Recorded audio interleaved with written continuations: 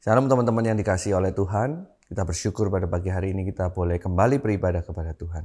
Dan ibadah pada pagi hari ini dilandaskan dan didasarkan atas dasar pertolongan Tuhan yang menciptakan langit dan bumi.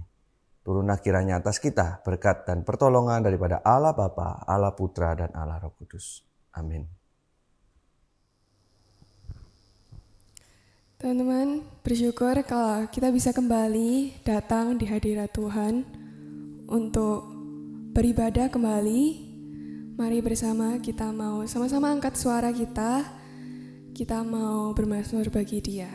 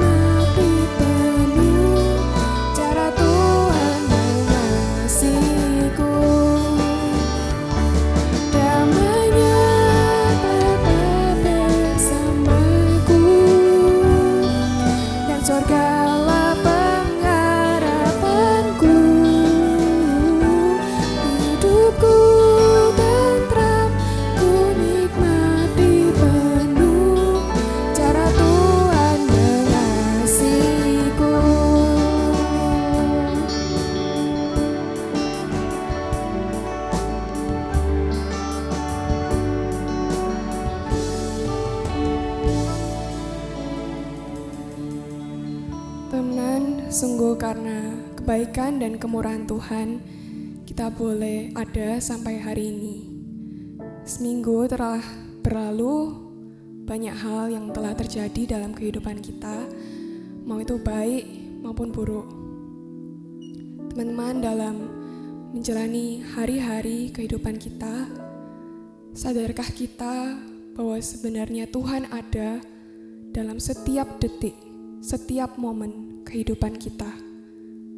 Dia gak pernah satu kali pun lepas tangan, dan dalam keadaan sesulit apapun, hanya Dia satu-satunya pribadi yang sanggup memberikan kita ketenangan. Teman-teman, sebelum kita menaikkan beberapa pokok doa, kita mau sama-sama menaikkan lagu ini. Biarlah lagu ini juga bisa menjadi kekuatan bagi setiap kita.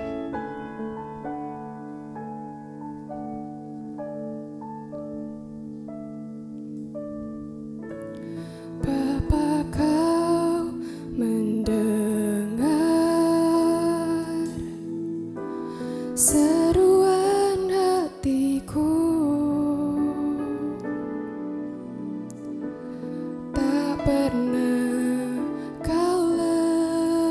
bebaskan dari kasih-Mu. Lewat lembah gelap, Kau temani aku. Roh-Mu bekerja selalu untuk kebaikanku, mengalir kuasa dari tempat maha tinggi. Bapa kekal mulia, Kau hadir di sini, memulihkan hati, menyembuhkan yang terluka. Ku kan tenang bersama-Mu, Bapa. Sama-sama kita mau menaikkan lagu ini dengan lebih sungguh-sungguh, ya Tuhan.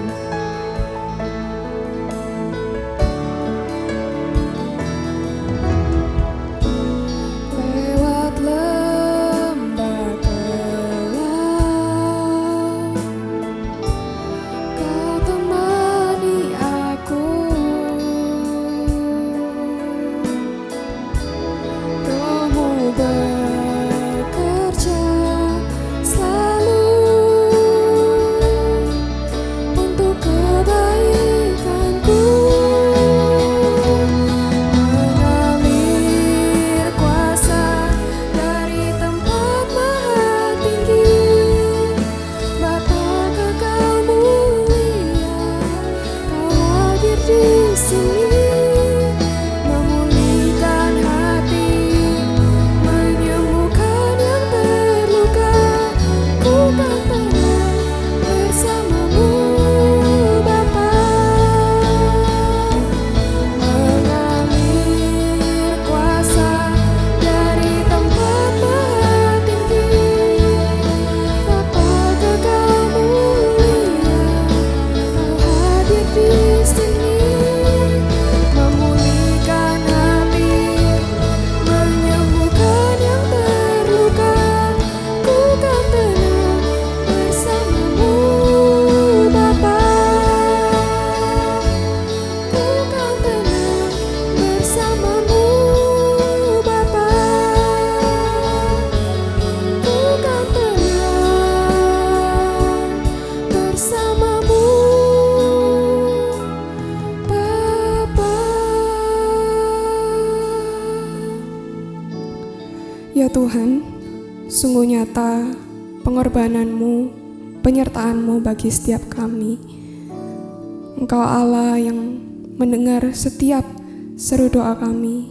Engkau Allah yang mengerti segala pergumulan kami, bahkan yang tak terucap sekalipun. Kami sungguh mengucap syukur, ya Tuhan. Ampuni kami yang berdosa ini, yang seringkali lupa akan Engkau, yang seringkali bersandar pada kekuatan kami sendiri, ya Tuhan. Tolong ampuni kami, ajar kami untuk mau terus percaya dan bersandar hanya dengan kekuatan-Mu, ya Tuhan. Ajar kami untuk terus mau berjalan bersama-Mu, berikan kami ketenangan dalam menghadapi berbagai permasalahan yang ada dalam kehidupan kami, ya Tuhan. Ya Tuhan, kami juga mau berdoa bagi bangsa dan negara kami dalam menghadapi berbagai cobaan dan permasalahan. Kiranya Engkau yang mau terus lindungi dan sertai negara kami.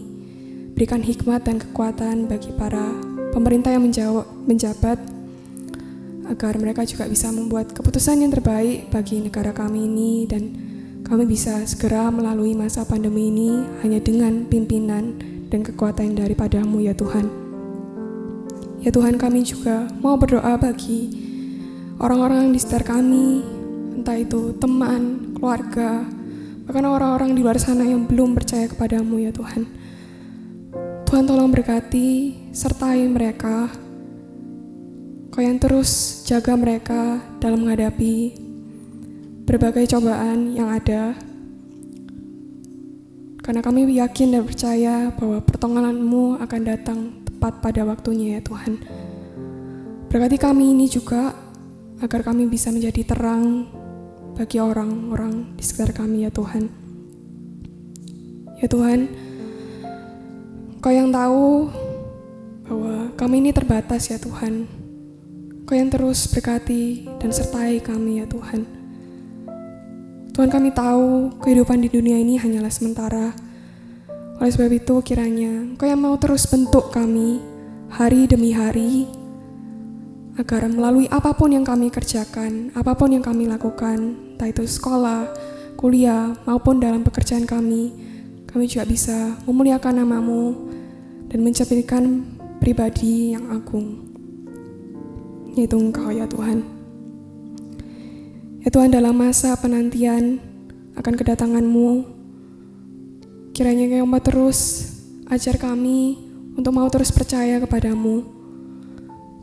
Walaupun kami tak bisa melihat, tak bisa mengerti sekalipun akan rencana-Mu, ajar kami untuk terus percaya dan setia hingga pada akhirnya ya Tuhan. Bentuk kami agar bisa menjadi serupa dengan-Mu ya Tuhan.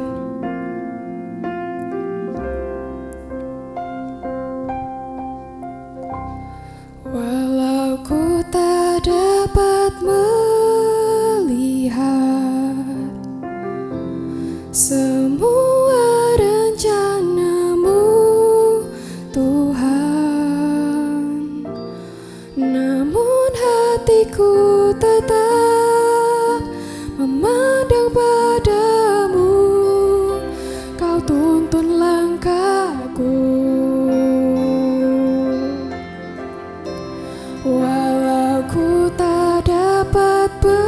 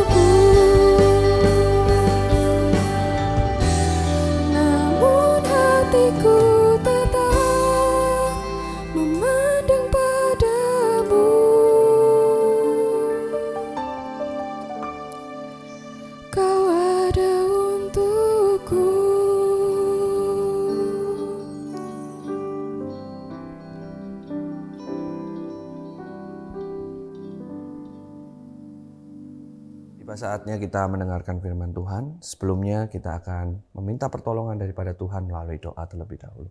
Mari bersama kita berdoa. Bapa dalam kerajaan surga, terima kasih untuk serangkaian pujian yang boleh kami nyanyikan barusan ini. Dan biarlah pujian itu menjadi kekuatan bagi setiap kami. Dan pada saat ini kami mau mendapatkan yang terbaik daripada Tuhan, yaitu kami bersimpuh di bawah kaki-Mu dan mendengarkan firman Tuhan.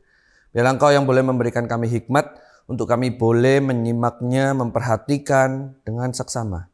Dan kemudian kami boleh lakukan itu di dalam kehidupan kami sehari-hari. Khususnya di momen Natal ini, biarlah kami menghayati kembali apa yang terjadi di dalam Natal mula-mula. Supaya kami boleh belajar dan melakukan apa yang Tuhan inginkan ketika kami menghayati Natal itu. Berkati hamba-Mu yang akan menyampaikan firman Tuhan dan berkati kami semua yang akan mendengar. Di dalam nama Tuhan Yesus Kristus kami berdoa. Amin. Shalom teman-teman sekalian. Bersyukur kalau pada minggu Advent ini kita boleh mendengarkan kembali khotbah tentang Natal. Dan khususnya kita mau belajar tentang apa yang terjadi di momen setelah Yesus lahir. Supaya melalui pelajaran itu, kita juga boleh menghayati Natal itu lebih dan lebih lagi. Dan kemudian jadi berkat bagi kita semua. Dan kita melakukannya di dalam kehidupan kita sehari-hari. Maka renungan pada pagi hari ini diberikan sebuah judul, In Our Waiting, God is Working. Di dalam penantian atau waktu tunggu, Tuhan sedang bekerja. Tuhan sedang mengerjakan sesuatu.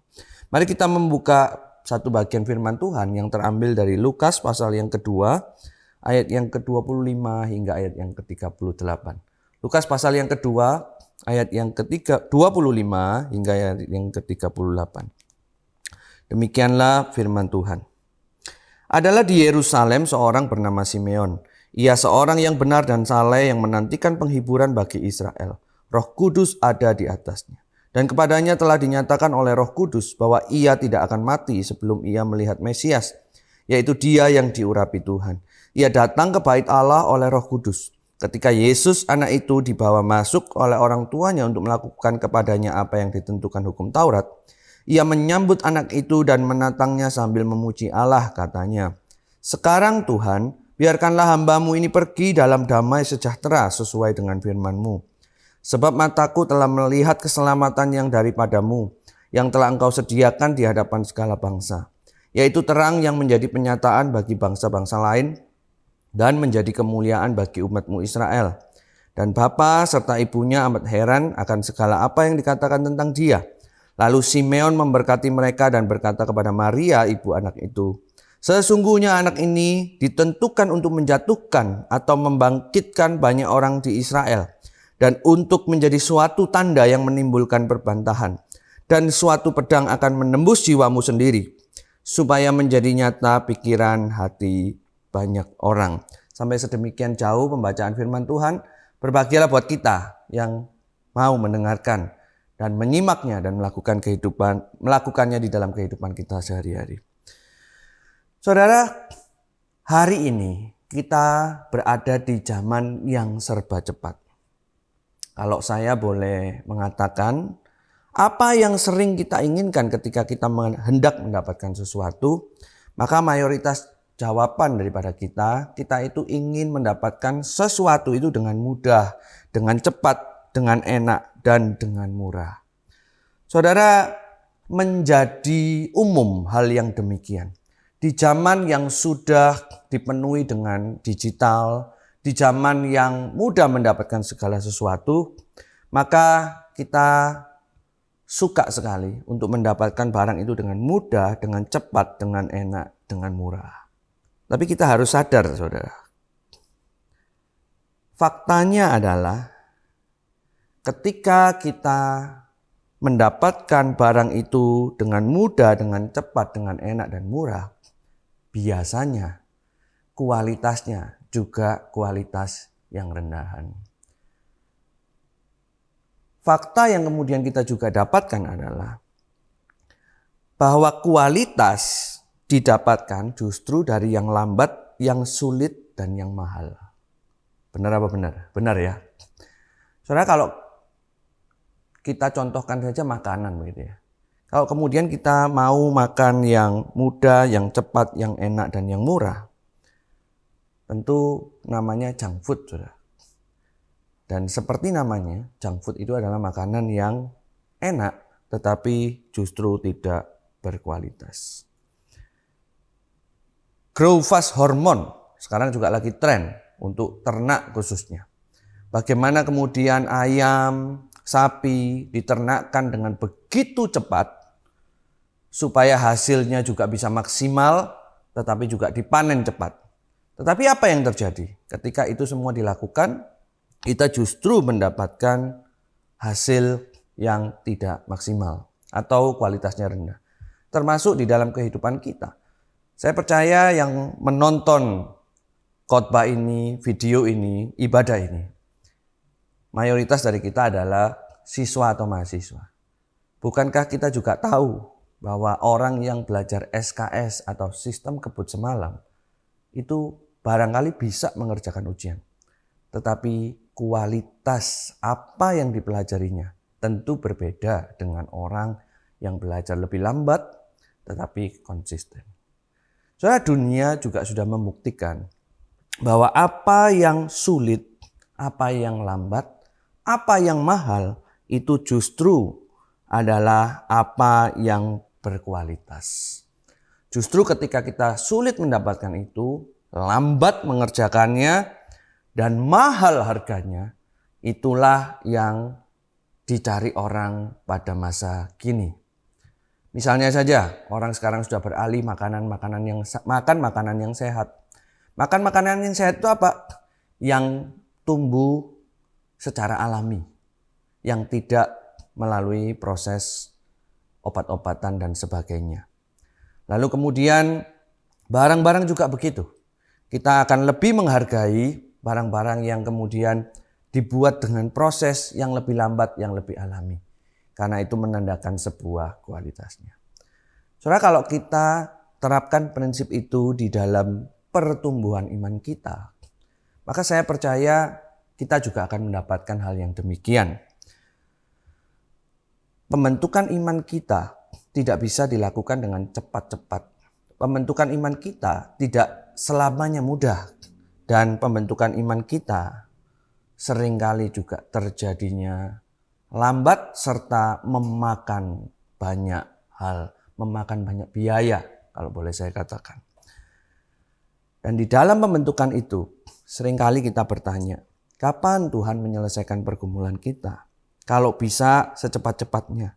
Kapan Tuhan menjawab doa kita? Kalau bisa sesegera mungkin. Tapi harus kita akui, jika Tuhan cepat menjawab, iman kita juga cepat-cepat menguap.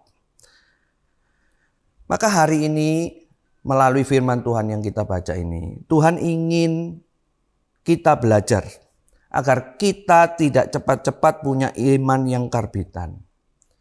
Ia justru ingin memperlambat setiap kita anak-anaknya agar memiliki iman yang teguh kepadanya. Ia ingin kita menunggu dengan setia waktu Tuhan yang ajaib itu.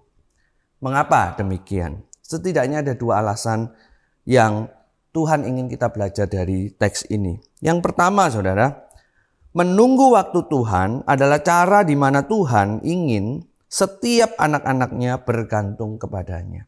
Saya ulangi sekali lagi. Menunggu waktu Tuhan adalah cara di mana Tuhan ingin setiap anaknya bergantung kepadanya. Saudara, salah satu hal yang menjemukan dan membosankan adalah ketika kita harus menunggu sesuatu. Ada tapinya. Seringkali juga yang tidak kita sadari adalah ketika kita menunggu yang bagi kita menjemukan dan membosankan itu, sebetulnya Tuhan sedang bekerja. Sebetulnya Tuhan sedang mengerjakan sesuatu dan Tuhan ingin kita berharap bergantung kepadanya. Saudara, bagian yang kita baca ini adalah bagian mengenai kelahiran Kristus. Dalam bahasa Latin disebut nunc dimittis. Di dalam perjalanan kelahiran Kristus maupun pada waktu setelah Yesus dilahirkan, Di dalam Alkitab ada 4 pujian. Yang pertama ada Benedictus, Magnificat, dan Gloria in excelsis Deo. Dan kemudian yang keempat ini yang disebut dengan Nunc Dimittis. Kalau Benedictus itu menceritakan bagaimana Tuhan memberkati. Dan kemudian Magnificat, bahwa Tuhan itu besar yang kemudian hadir. Dan Gloria in excelsis Deo menceritakan kemuliaan Allah. Maka Nunc Dimittis ini menceritakan bahwa keselamatan telah datang setelah penantian panjang bangsa Israel menantikan seorang Mesias. Saudara, kejadian ini ada latar belakangnya. Kalau teman-teman memperhatikan dengan seksama, ada jarak antara perjanjian lama dan perjanjian baru. Jadi kalau teman-teman membaca kitab Maleakhi pasal yang terakhir dengan Matius pasal yang pertama, itu tidak ditulis dalam waktu yang berdekatan. Tetapi ada waktu yang cukup panjang, yaitu kurang lebih 350 tahun di dalam waktu jeda itu. Ada waktu antara PL dan PP itu sekitar 350 tahun. Tuhan dalam tanda kutip tidak berbicara apapun kepada bangsa Israel. Tidak ada nabi yang dinyatakan di sana, tidak ada tulisan-tulisan yang dinyatakan di sana, dan Tuhan seolah-olah berhenti berbicara kepada Israel, dan Tuhan seolah-olah diam. Dan bukan hanya Tuhan diam saja, tetapi di dalam masa jeda itu ada pergumulan-pergumulan yang dihadapi oleh bangsa Israel. Setidaknya saya mencatat ada 3 pergumulan. Yang pertama, bangsa Israel itu dijajah oleh bangsa Romawi. Yang artinya mereka harus tunduk dan mereka diharuskan untuk menyembah berhala daripada bangsa Romawi. Kemudian yang kedua, di dalam masa itu janji Tuhan menjadi pudar. Kenapa? Karena di dalam perjanjian lama, khususnya di dalam kitab Yesaya, Tuhan menjanjikan setelah mereka keluar dari penjajahan bangsa Babel, mereka akan kembali. Dan di dalam masa kembali itu dijanjikan ada seorang Mesias yang akan datang membebaskan mereka. Dan bukan cuma membebaskan mereka, tetapi menempatkan bangsa Israel ini di dalam superioritas yang seharusnya yang dijanjikan oleh Tuhan itu. Maka kemudian di dalam waktu 350 tahun ketika bangsa Israel tidak mengalami hal itu, maka mereka merasa janji Tuhan menjadi pudar. Maka tidak heran pada waktu itu muncul banyak Mesias-Mesias palsu untuk menjawab tantangan janji itu. Saudara, kita harus tahu bahwa di dalam masa Tuhan Yesus berada, yang mengklaim diri menjadi Mesias itu bukan hanya Tuhan Yesus. Tetapi ada orang-orang lain yang mengklaim diri menjadi Mesias. Karena mereka merasa janji Tuhan itu menjadi pudar. Dan untuk menjawab tantangan itu, beberapa dari mereka mengklaim bahwa diri mereka adalah Mesias. Tetapi harus kita akui, dia atau mereka bukanlah Mesias yang sesungguhnya. Hanya Kristuslah Mesias yang sesungguhnya. Lalu kemudian di masa itu juga terjadi pemberontakan di mana-mana. Ada kaum yang dinamakan kaum Zelot, yang kemudian muncul akibat daripada reaksi belenggu penjajahan itu. Mereka memberontak dan mereka ingin melepaskan diri daripada penjajahan bangsa Romawi. Jadi terjadi kekacauan di mana-mana. Dan di saat seperti inilah Tuhan ingin bangsa Israel itu bergantung kepadanya, supaya mereka dapat melihat dengan mata rohani mereka apa yang Tuhan kerjakan. Sekali lagi, di dalam masa ini Tuhan ingin bangsa Israel bergantung kepadanya, agar bangsa Israel dapat melihat dengan mata rohani mereka apa yang Tuhan kerjakan. Dan di dalam masa inilah kemudian Kristus lahir, menggenapi janji Tuhan. Apa yang bisa kita pelajari daripada ayat yang kita baca ini mengenai Simeon dan kemudian Hana? Saudara, Simeon dan Hana ini menunjukkan bahwa mereka adalah representasi atau perwakilan daripada bangsa Israel yang setia menunggu Mesias. Mereka tahu ada Mesias-Mesias lain. Ada orang-orang yang mengklaim diri sebagai Mesias. Karena tidak tahan dengan panjangnya waktu menunggu itu. Tetapi ada orang-orang yang dengan setia berharap kepada Tuhan, menunggu waktu Tuhan, bergantung kepadanya, sehingga mereka diberikan kesempatan untuk melihat Mesias yang sesungguhnya. Alkitab memberikan kita dua hal. Bagaimana mereka bergantung kepada Tuhan, menanti janji Tuhan itu. Yang pertama jelas dikatakan bahwa seorang yang bernama Simeon ini adalah seorang yang benar dan saleh. Di ayat yang ke-25 dikatakan ia seorang yang benar dan saleh, yang menantikan penghiburan bagi Israel. Kata-kata ini menjadi penting. Karena kemudian diawali dengan kata nung dimitis yang tadi saya sebutkan. Yaitu sekarang saatnya. Ia benar-benar menanti. Ia tidak tertipu dengan janji-janji Mesias yang palsu. Ia dengan setia menunggu. Kata menanti ini menjadi penting. Karena di dalam penantian itu, ia sungguh-sungguh mendengarkan apa yang menjadi suara Tuhan. Maka saudara, kita dapat belajar hal ini. Bahwa ketika kita sedang menunggu, Tuhan ingin kita bergantung kepadanya dengan apa? Dengan meneladani Simeon yang memegang teguh hidup yang saleh dan benar. Tuhan menyatakan dirinya kepada Simeon, kepada anak-anaknya yang sayang kepadanya, yang mau memegang teguh hidup yang saleh dan benar, walaupun mereka harus menunggu lama. Karena mereka tahu, karena Simeon tahu, di dalam waktu tunggu itu Tuhan sedang mengerjakan sesuatu. Yang kedua saudara, dikatakan di dalam ayat yang ke-36 dan 37. Di situ ada Hana, seorang nabi perempuan. Ayat yang ke-37 menunjukkan bahwa ia tidak pernah meninggalkan bait Allah dan siang malam beribadah dengan berpuasa dan berdoa. Alkitab juga menunjukkan kepada kita semua bagaimana seorang nabiah yang bernama Hana ini berdoa dan berpuasa di dalam waktu tunggu di dalam pergumulan bangsa Israel itu.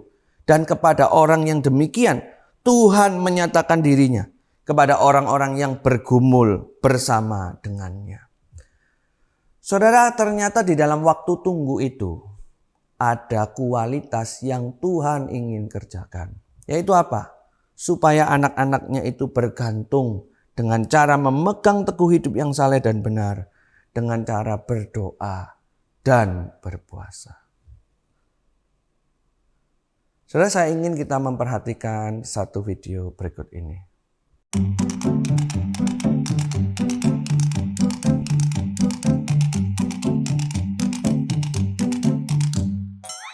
Going in here. We have a treat. Do you like marshmallows? Yeah. Yeah? Do you want to have a seat? Let's get comfortable.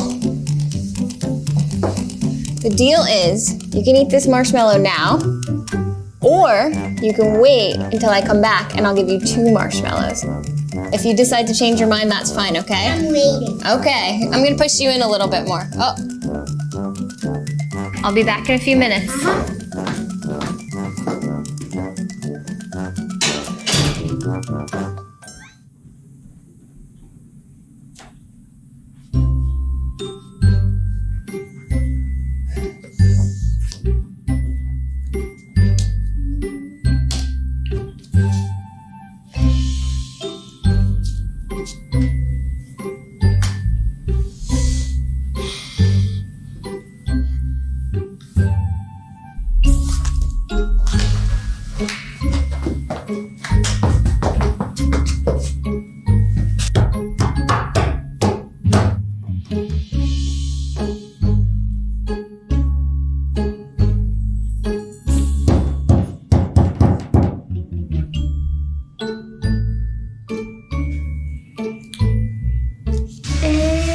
You want to have 2 marshmallows?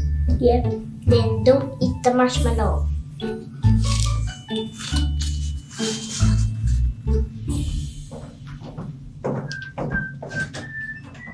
Hey Lola, how'd you do?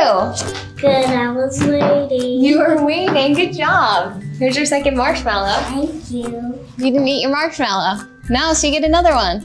That took a little bit too long. I know, I'm sorry. Do you think your mom or dad would eat the first marshmallow, or do you think they would wait like you did? Well, my dad would eat the first marshmallow, and my mom would patiently wait. I think my dad would do it right away. I think she would eat the marshmallow. I think she would try the best that she could to wait. I chose to wait because patience is good. Ini adalah video yang buat saya mengatakan sesuatu. Bahwa ketika kita mau menunggu sesuatu, ada sesuatu yang dikerjakan. Dan kita pada akhirnya boleh mendapatkan upah dari waktu menunggu itu. Sama seperti Tuhan, Ia ingin kita menunggu. Karena Ia bekerja di dalam waktu nantian itu. Ia ingin kita bergantung, berharap kepadanya. Mari saudara, pegang teguh hidup yang saleh dan benar. Mari berdoa dan berpuasa. Saudara, apa alasan kita menunggu waktu Tuhan? Yang kedua saudara, menunggu waktu Tuhan berarti menunggu waktu yang terbaik. Yang kedua adalah menunggu waktu Tuhan berarti menunggu waktu yang terbaik. Saudara, barangkali kita bertanya, bagaimana mungkin waktu itu adalah waktu yang terbaik? Saudara, kalau kita perhatikan peristiwa ini, peristiwa kelahiran Kristus dan bagaimana ia dipersembahkan kepada imam di bait Allah, saudara. Kita akan melihat bahwa waktu itu adalah waktu yang tepat.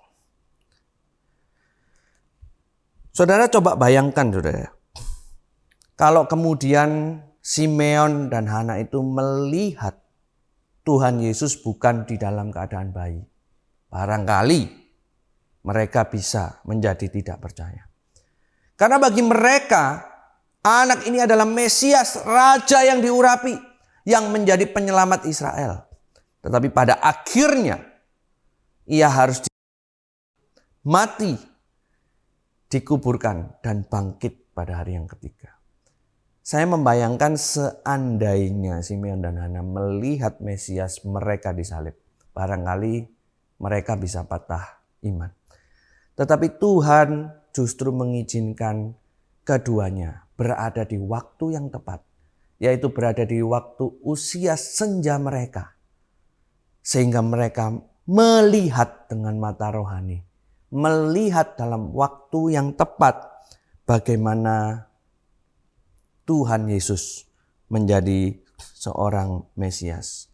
Saudara, bukan hanya ini saja saudara. Kalau kita mau memperhatikan lebih lanjut saudara, kalau kita mau mempelajari sejarah bangsa Israel, kita akan tahu bagaimana kelahiran Yesus ini adalah waktu yang sangat-sangat tepat. Artinya Tuhan bekerja dalam waktu yang terbaik.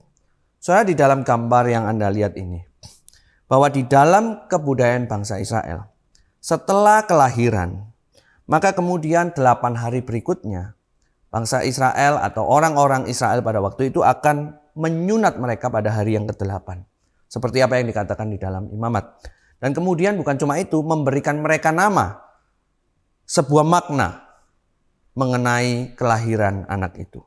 Setelah itu saudara, 33 hari berikutnya, menurut aturan hukum Taurat dan Yahudi pada waktu itu, 33 hari setelah disunat dan diberi nama, maka anak itu harus kemudian dipersembahkan kepada Tuhan. Ingat, pada waktu itu bangsa Israel memiliki budaya bahwa anak yang pertama, anak sulung, baik itu hewan, ternak, atau anak manusia, semuanya yang sulung itu harus dipersembahkan kepada Tuhan. Dan kenapa 33 hari? Karena masa menstruasi atau masa pendarahan daripada Maria, ibunya wanita, itu telah selesai. Dan pada waktu itu seorang wanita yang mengalami pendarahan tidak diizinkan untuk berada di bait Allah karena itu dianggap sebuah kenajisan. Maka 33 hari berikutnya Yesus dipersembahkan, diperkenalkan di bait Allah. Saudara, ini menunjukkan bahwa peristiwa ini adalah waktu yang tepat. Dan bukan cuma itu, tetapi Yesus dilahirkan di dalam masa itu untuk menunjukkan bahwa dia dilahirkan dari keturunan Daud. Untuk membuktikan Mesias itu datang dari bangsa Israel.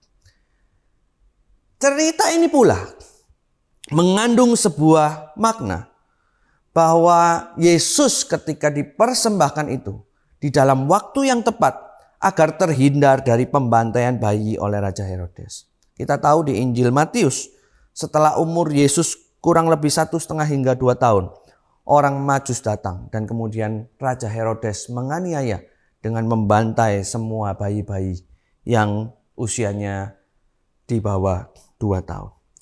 Dan bukan cuma itu aja, Alkitab juga menunjukkan bahwa peristiwa ini adalah peristiwa yang memenuhi nubuatan dari Perjanjian Lama.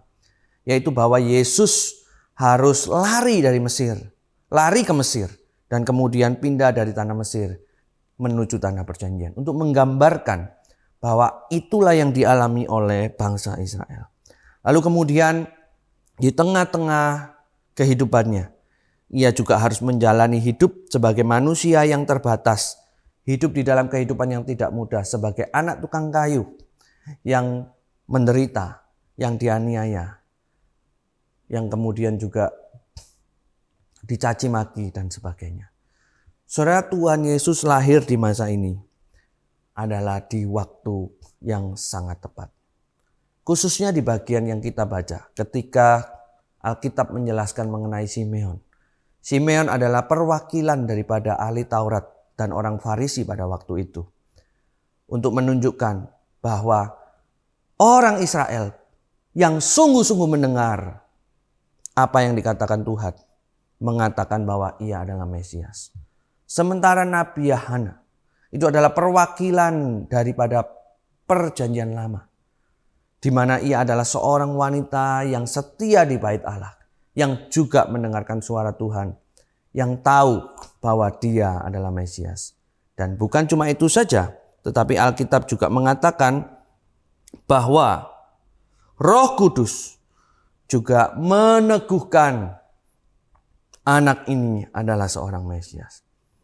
Maka ketika Yesus lahir, Yesus diserahkan kepada Tuhan di dalam bait Allah. Ini betul-betul adalah waktu yang tepat. Dia mendapatkan pengakuan dari representasi perwakilan dari orang-orang pada waktu itu, yaitu Simeon. Dia mendapatkan pengakuan dari representasi atau perwakilan dari Perjanjian Lama, yaitu Nabi Yahana. Dan dia mendapatkan pengakuan dari Tuhan sendiri, yaitu Allah Roh Kudus, bahwa dia adalah Mesias. Maka dia lahir di waktu yang tepat, di tempat yang tepat, dan kemudian dipersembahkan dengan timing yang pas. Saudara, apa yang bisa kita pelajari dari kisah ini? Sekali lagi saudara, tema kita berbicara tentang in our waiting God is working. Saudara, ketika kita menunggu, Tuhan mengerjakan sesuatu dan Dia tahu untuk memberikan kepada kita di dalam waktu yang tepat. Bukankah kita sering juga menyanyikan sebuah pujian? Waktu Tuhan pasti yang terbaik, walau kadang tak mudah dimengerti. Lewati cobaan, ku tetap percaya waktu Tuhan pasti yang terbaik. Saudara, pujian ini bukan sekedar omong kosong, tetapi Tuhan sudah membuktikannya ketika Kristus hadir. Saudara, beberapa waktu lalu di Surabaya, saya terberkati dengan seorang yang bernama Nadia Valerie. Siapa Nadia Valerie ini? Dia adalah seorang perempuan, seorang wanita biasa, Saya katakan biasa karena dia adalah seorang wanita yang barangkali sama seperti kita, seorang anak remaja, pemudi yang sekolah, kuliah, dan kemudian bekerja. Tetapi yang menjadi unik daripada Nadia Valery adalah dia juga adalah seorang yang cantik dan pandai. Ketika mengawali karirnya sebagai pekerja di sebuah perusahaan, dia dengan cepat naik jabatan, mengerjakan sesuatu dengan baik dan sebagainya. Dia adalah idaman banyak orang. Selain cantik, pintar, dan karirnya juga sedang naik daun. Tapi justru di tengah-tengah seperti itu, ada satu hal yang menghampiri dia, yang membuat seluruh keluarganya kaget. Apa itu? Yaitu kemudian ketika dia divonis kanker di dalam masa mudanya. Seorang wanita perempuan yang dulu dipuja-puja, yang dulunya cantik, sekarang harus bergumul menghadapi kanker di dalam masa mudanya. Kalau Anda memperhatikan gambar yang tadi baru saja di slide kan, kita akan melihat bahwa rambutnya harus digundul untuk kemudian terapi mengobati daripada kankernya itu. So, yang memberkati bagi saya adalah ketika dia bersaksi. Ketika hidupnya berubah 180 derajat. Dari dulu yang kemudian dieluk-elukan oleh banyak pria. Dari dulu yang kemudian karirnya itu maju. Sekarang betul-betul berbalik.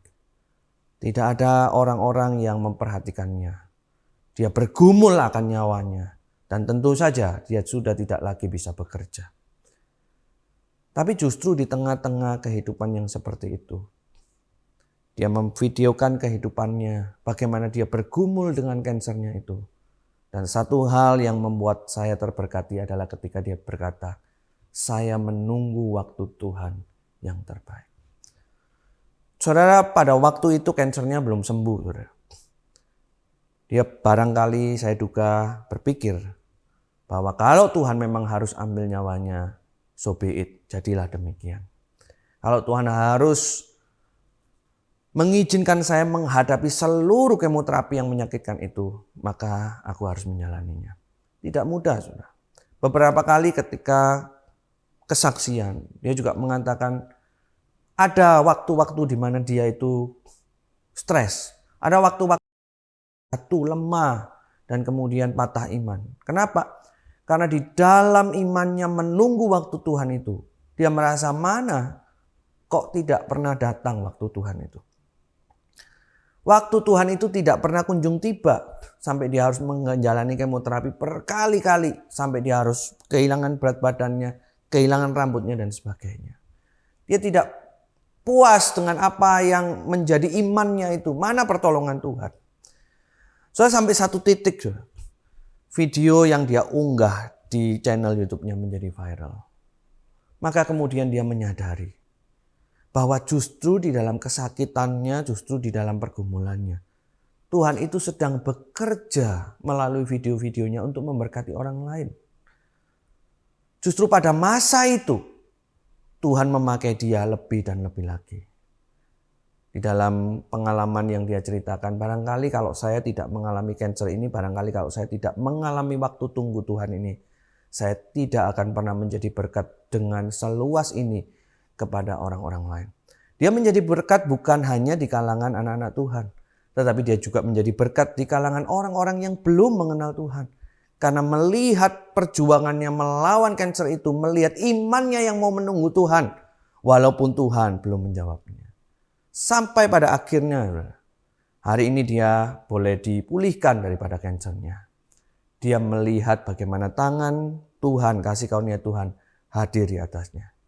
Tetapi barangkali kita perlu pelajari bukan hasil akhirnya, tetapi bagaimana waktu dia bergumul bersama dengan Tuhan. Di dalam waktu penantian itu adalah waktu yang tepat ketika Tuhan bekerja. Dan ketika dia justru bergumul, waktu-waktu itulah yang dipakai oleh Tuhan untuk memberkati banyak orang. Saudara, sekarang pertanyaannya bagaimana dengan kita? Saya percaya kita semua mengalami berbagai macam pergumulan. Ada yang pergumulan di sekolah, ada yang pergumulan di kuliah, ada yang pergumulan tentang pasangan hidup, ada yang punya pergumulan tentang pekerjaan, ada yang punya pergumulan tentang masa depan, dan sebagainya. Barangkali juga di dalam pergumulan itu, Tuhan dalam tanda kutip diam atau belum menjawab pergumulan kita. Tapi hari ini saudara, Tuhan memberikan pesan kepada kita semua. Bahwa di dalam pergumulan itu, di dalam kita menunggu waktu Tuhan itu, Tuhan ingin kita bergantung berharap padanya. Dan Tuhan ingin kita menyadari bahwa waktu Tuhan adalah waktu yang terbaik. Kalau begitu, saudara, apa yang harus kita lakukan? Saudara, sama seperti Simeon dan Hana, kita harus belajar hidup saleh. Justru di dalam waktu menunggu itu, kita harus menguatkan iman kita kepada Tuhan. Menguatkan iman dengan cara apa? Banyak, saudara. Dekat-dekat sama Tuhan. Lebih banyak baca Alkitab. Lebih banyak dengar lagu rohani. Lebih banyak lihat tayangan-tayangan YouTube yang berkualitas, yang rohani. Supaya kita dekat sama Tuhan, tidak patah semangat, tidak diombang-ambingkan oleh dunia, saudara.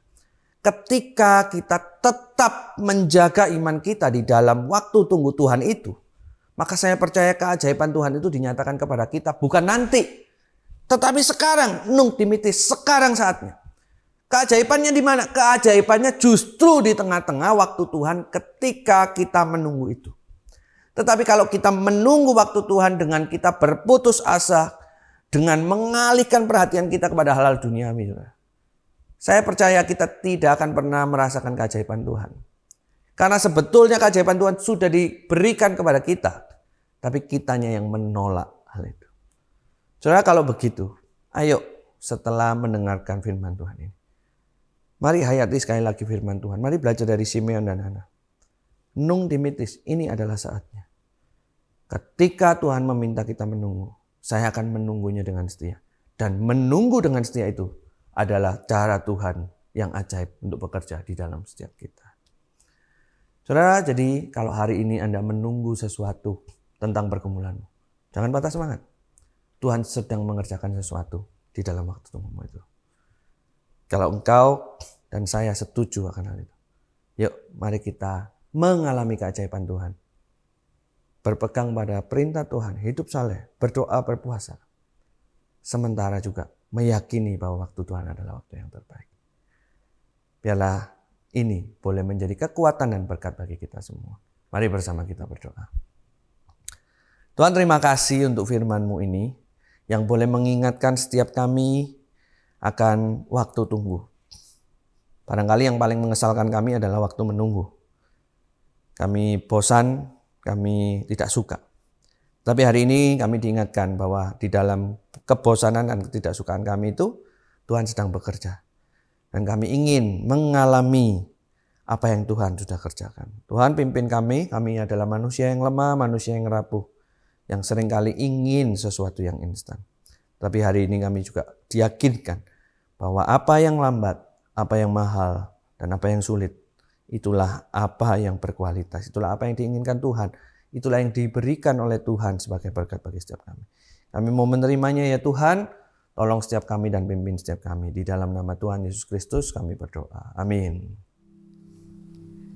Teman-teman, mari dengan seluruh umat di segala zaman, kita mau sama-sama bangkit berdiri dan mengakui pengakuan iman kita, pengakuan iman rasuli. Aku percaya kepada Allah, Bapa yang Maha Kuasa, Khalik langit dan bumi, dan kepada Yesus Kristus, Anaknya yang tunggal Tuhan kita, yang dikandung dari Roh Kudus, lahir dari anak darah Maria, yang menderita sengsara di bawah pemerintahan Pontius Pilatus, disalibkan, mati, dan dikuburkan, turun ke dalam kerajaan maut. Pada hari yang ketiga, bangkit pula dari antara orang mati, naik ke surga, duduk sebelah kanan Allah, Bapa yang Maha Kuasa, dan dari sana Ia akan datang untuk menghakimi orang hidup dan yang mati.